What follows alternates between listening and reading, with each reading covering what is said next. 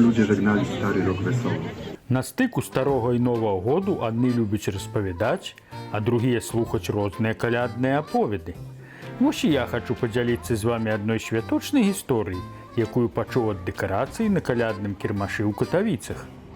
Падзеі адбываюцца недалёка і не блізка, не высока і не нізка, а ў самым што ні на ёсць сэрцы Еўропы, у краіне з прыгожай назвай Беларусь. У ёй цудоўная не толькі назва, а і сама зямля, і ўсё, што ў яе межах, захапляльнае. Ёсць там імклівыя рэкі ды блакітныя азёры, сінія бары ды топкія балоты, вялікія гарады і малыя вёскі.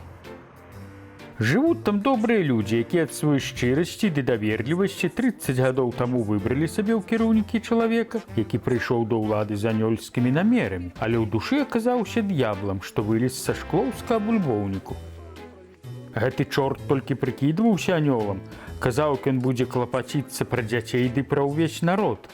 Удзячныя ж людцы, пераклаўшы клопат за сваё шчасце на яго плечы, павярнуліся на бок і заснулі, як той святы Мікола ў беларускай казцы.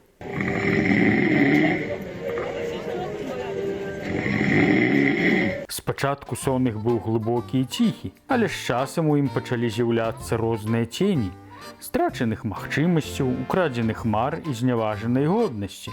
Д'ябал, які пры кіраўніцтве стаяў, не спыняўся. Ён піў кроў з народу, забіраў яго не толькі сённяшні дзень, але і будучыню. Адным сонечным ранкам пасля доўгага сну людзі пачалі прачынацца, павольна, асцярожна, а падняўшыся зразумелі, што ў іх жыцці нешта не так, не такога шчасця яны чакалі. Іх адважныя сэрцы ўспыхнулі полымем надзеі. «Досыць», — сказаў народ, — «хопіць трываць гэта». Яны выйшлі на вуліцы, пачалі праганяць шклоўска д'ябла і ўсю тую нячыстую сілу.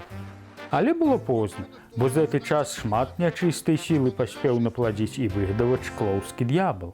Ребята, спасибо вам! Вы красавцы! Спасибо вам!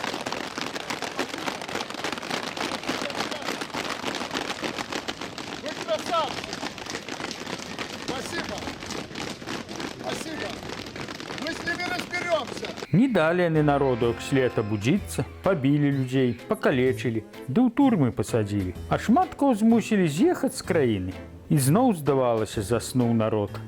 Нібы тое абуджэнне было толькі сном, але калі прыгледзецца бліжэй, відаць, гэты сон не глыбокі. У сэрцах людзей засталіся іскры надзеі і веры, што аднаго дня яны прачнуцца канчаткова, і той дзень абавязкова настане.